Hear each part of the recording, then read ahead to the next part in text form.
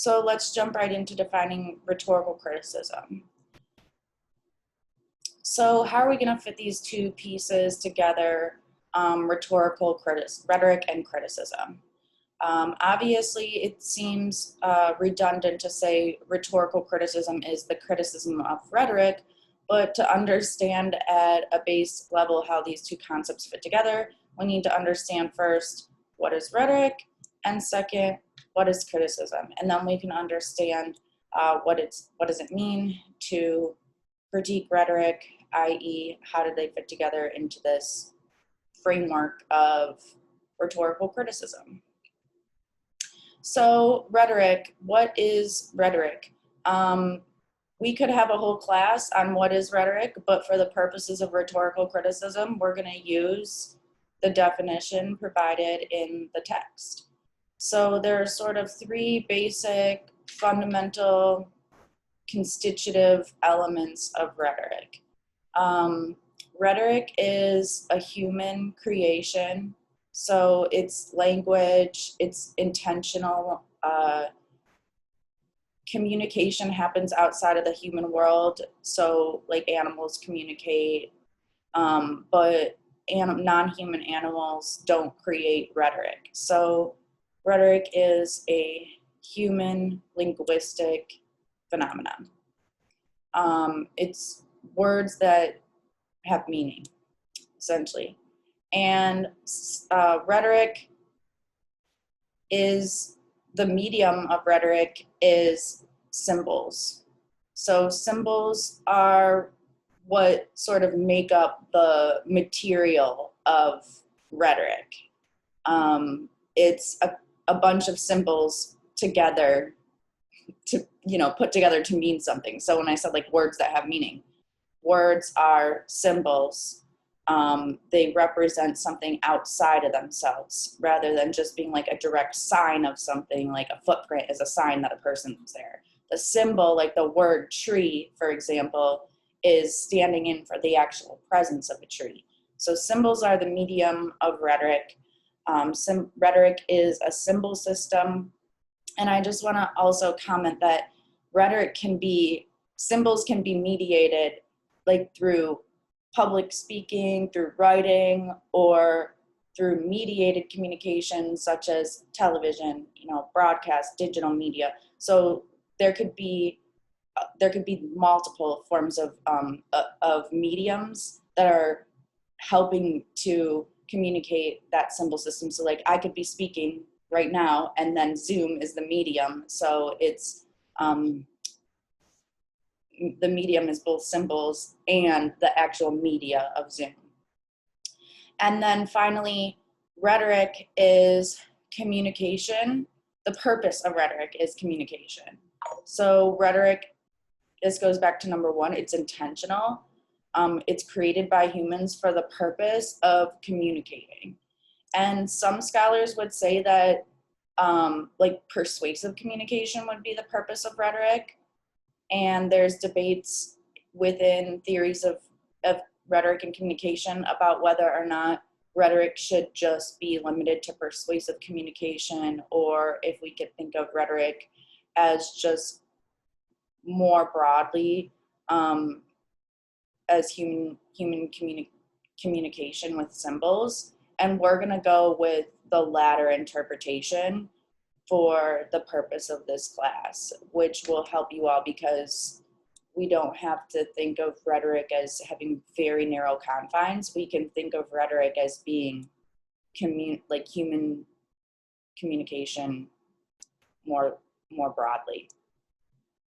So if we think of the rhetoric as an object of study, which if you're in communication and particular communication studies, rhetoric is a sort of sub-discipline within the field of communication. But if you think of rhetoric as an object of study, and then we have this little student in the corner, like the person who's studying rhetoric, what can we do to rhetoric as an object of study? Like, how can we study it? There's several options that you could pursue as as a student of rhetoric or as a scholar of rhetoric or rhetorician. The first way that you could approach rhetoric as an object of study is learning how to master it or learning how to practice it. So for example, like COM 1010 public speaking, or COM 2110 argument and debate, or COM 2170 persuasive speaking. Those are all examples of taking rhetoric as an object of study and then learning how to do it better, learning how to master it. So how do I become better at being a rhetor? How do I be more persuasive? How do I communicate more effectively? Those are examples of learning how to master or practice rhetoric. That's not so much what we're focused on doing in this class. Another thing that you might do as a scholar of rhetoric is historicize the rhetoric. So basically just create a history of a rhetorical phenomenon or rhetorical situation. So for example, COM 2020 film history, that would be like historicizing a particular communicative object.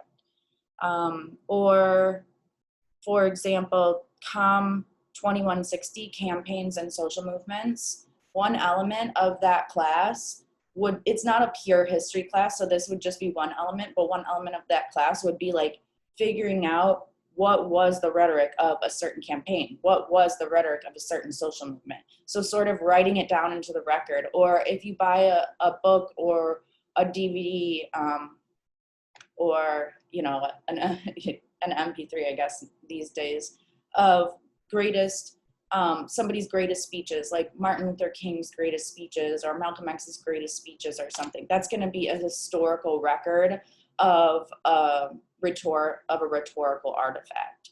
So most of the classes in the comm department that do have a historical element will also have some of these next two elements as well. History classes or history books might just stop short of adding, okay, this was part of the historical record. This rhetoric was part of the historical record. Another way that you could approach rhetoric as an object of study is to theorize rhetoric, or another way of thinking of this is to philosophize about it. Like, what is the philosophy of rhetoric?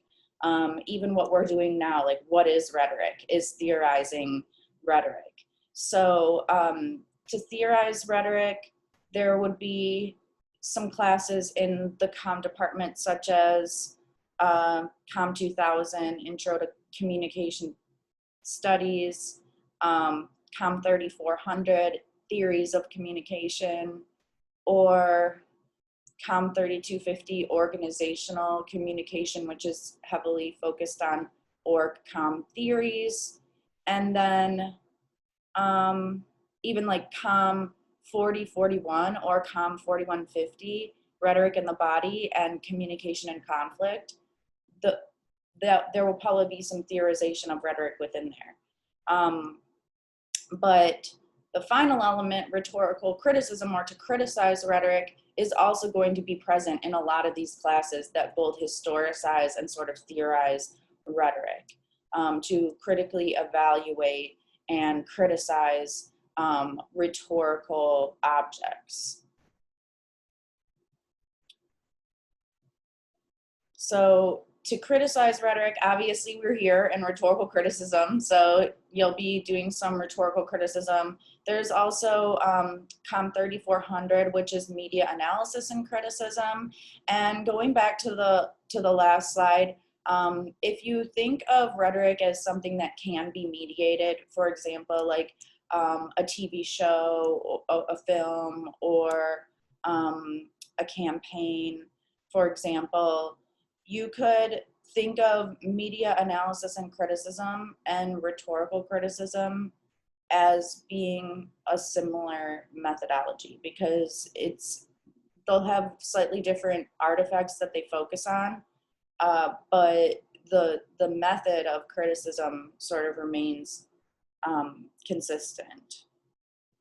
And then Also, even like 2020 Intro to Film or 4140 Pop and Celebrity Culture, all of these are going to have elements of criticism.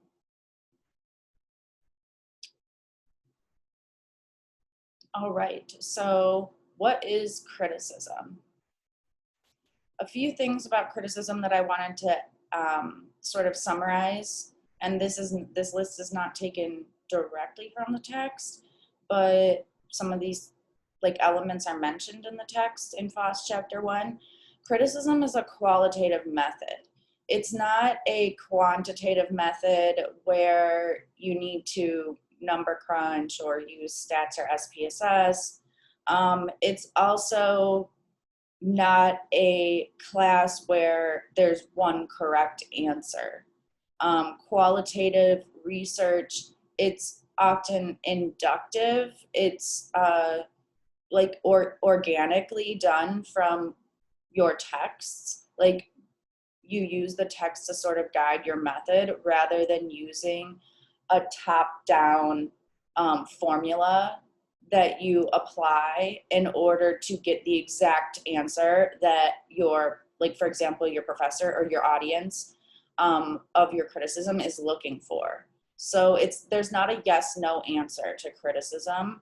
It's a qualitative method, and it requires, this is related to, number one, but it requires interpretation. So interpretation is the business of criticism.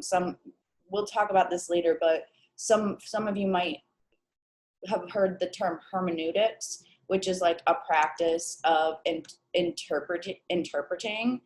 That is what we're going to be doing in rhetorical criticism, is interpreting rhetorical texts, interpreting rhetoric, and not just saying like what happened with the rhetoric, like that would be just historicizing it, like putting it in the historical record. We're not just saying this is the rhetoric, we're interpreting it and saying this is what the rhetoric did, and this is how the rhetoric communicated what it was, either what it was intending to or maybe what it wasn't intending to. But we're interpreting how the rhetorical act sort of went down and what were its consequences. Rhetoric is not only negative. So I wanted to throw this in, criticism is not only negative. So I wanted to throw this in here because I feel that there's this sort of pejorative meaning of criticism, like, oh, you're such why do you have to be so critical? Or you're always so critical of things. Meaning that like you're always negative about everything and you always see things from like a negative angle. But criticism is not only a negative thing. It's not only saying this rhetorical artifact is insufficient or bad or caused harm. You could also look at the flip side of this criticism is great. This rhetoric was great. This rhetoric was very persuasive. This rhetoric was very effective at achieving either its goal or some unintended, consequence. Or you could say this rhetoric was the best in its class, for example. Like even picking a favorite movie. When somebody says, "What's your favorite movie?" and you pick, that base interaction of saying this is my favorite movie is a rhetorical criticism because you're interpreting that it is better than others in its class. So yeah, the warranted analysis is pretty light when you just say this was my favorite movie, but saying this movie is the best movie, or this speech was my favorite speech, or this professor had my favorite style of teaching. That is also, that sort of positive or affirming criticism is also criticism because it's explaining and interpreting the rhetorical act. So even like at the base level, 2 thumbs up, the Siskel and Ebert, or thumbs up, or thumbs down. Like that's a very base level of criticism, but it can go either way, up or down, thumbs up or thumbs down. So criticism has a wide range. Thumbs up, thumbs down, that's kind of a binary, certain audiences are looking for that simplistic understanding of or criticism of a text. But you can, as this course unfolds, you'll realize that, and we will look at rhetorical criticisms that both criticize in a negative way and criticize in a positive way. And some texts do, a lot of rhetorical criticisms will do a combination of looking at, here are the positives and here are some of the negatives or drawbacks associated with this rhetorical artifact. So now that we're looking, now that we discussed criticism, sort of what it entails at a base level, let's look more specifically at what the text defined as rhetorical criticism. So there's 3 components as well to rhetorical criticism according to the text. One is that the process of rhetorical criticism is the systematic analysis of rhetoric. So let's break that down. Systematic, meaning that there's a way to do it. It's not just willy-nilly analyze the rhetoric, or else we wouldn't be taking this class. There has to be a system, and that's what we're going to learn. Analysis means that you are, again, you're not just putting it into a record and saying this happened. You're breaking it down, looking at the different components, being thorough as an academic, and evaluating the rhetoric rather than just transcribing it or just trying to understand it. Like, you're trying to get your audience to understand it through your process of analysis. And then rhetoric, we've already talked about. So it's systematically analyzing rhetoric. And we'll talk about, like next week, we're going to jump into the process, the 4 to 6 step method for how to do this systematic analysis of rhetoric. Finally, or second, the object of study are rhetorical acts and artifacts. So if you've never heard the term artifact before, you'll hear it a lot this semester, and you might have mostly heard artifacts as sort of a word that's used in the sciences, like maybe when you were young and you went to the museum for the Natural History Museum, or learned in your anthropology class and stuff about like archaeologists and them digging up like sort of artifacts as remnants of a historical moment, or remnants of an act, a historical act. Well, we think of artifacts metaphorically in rhetoric as remnants of that communicative act. So artifacts are the texts themselves that we're analyzing. So artifacts are the rhetoric that we're analyzing. Now, when we do rhetorical criticism, we're actually, we're using rhetoric as well. So you want, like, artifacts don't refer to all rhetoric. Like, all rhetoric could be turned into an artifact in an object of study. But for the purpose of narrowing like the scope of your rhetorical criticism, a rhetorical critic needs to choose what artifacts they're working with. So if you were in campaigns and social movement, for example, and you wanted to look at the Trump 2016 campaign, how would you narrow down your artifacts? Like, you can't possibly look at every single rhetorical act that happened in the 2016 election. So how are you going to narrow down your artifacts to get a proper sample of rhetoric that represents that campaign, for example? So what rhetorical acts happened that we have a record of in the form of these artifacts? So it could be transcripts, it could be videos, it could be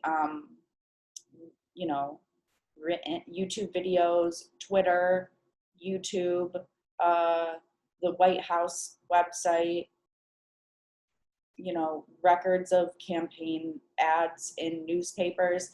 There's several ways that you could limit it and that you might have to limit it.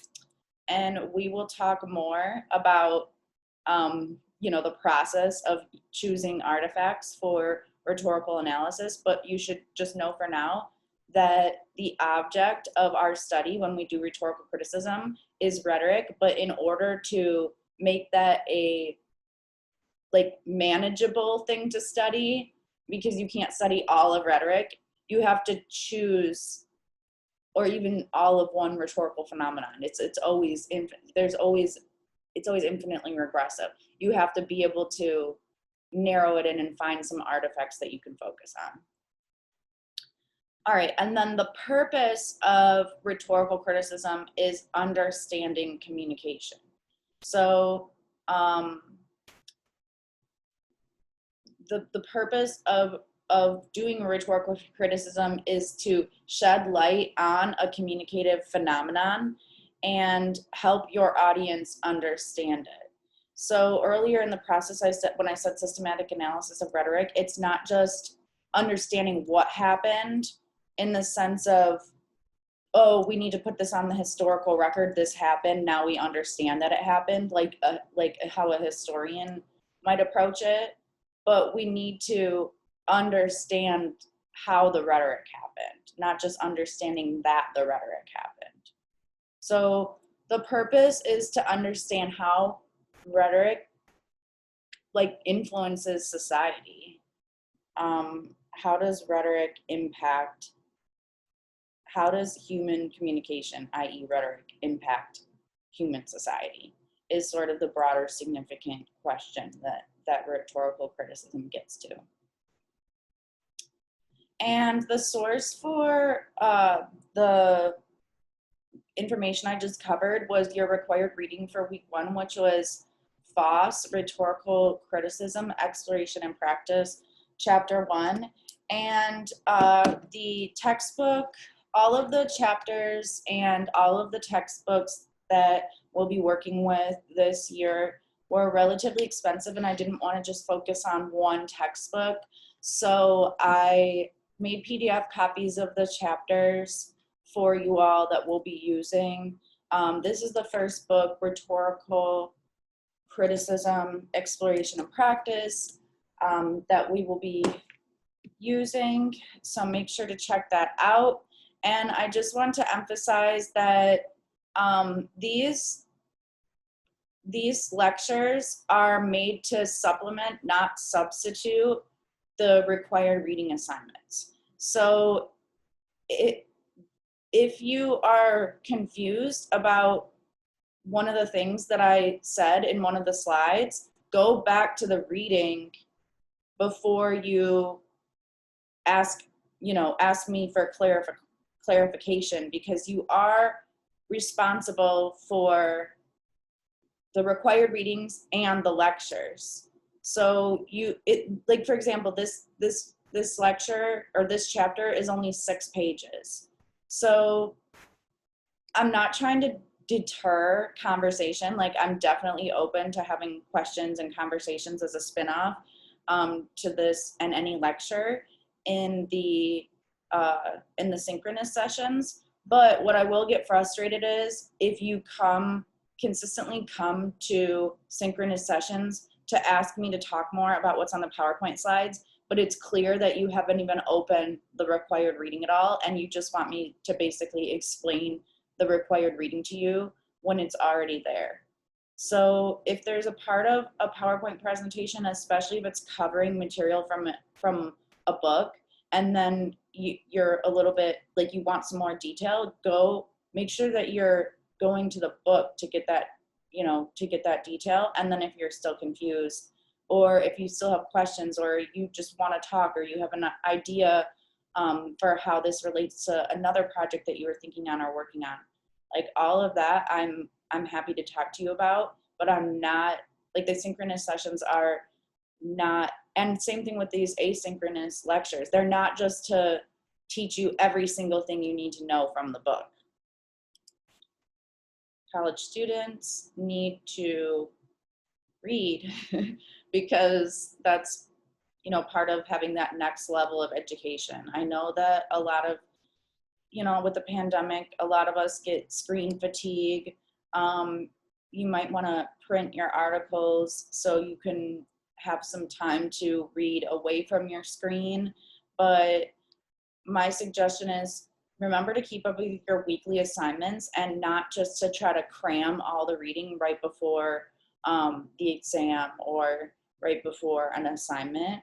If you keep up with your weekly reading assignments, then you're going to get the most out of this course because the course is going to unfold more and more each week, and add like layers to what we talked about before. So if you aren't keeping up with your readings, you are not going to be as like ahead or advanced at doing the rhetorical criticism when it comes time to, you know, complete and turn in these assignments.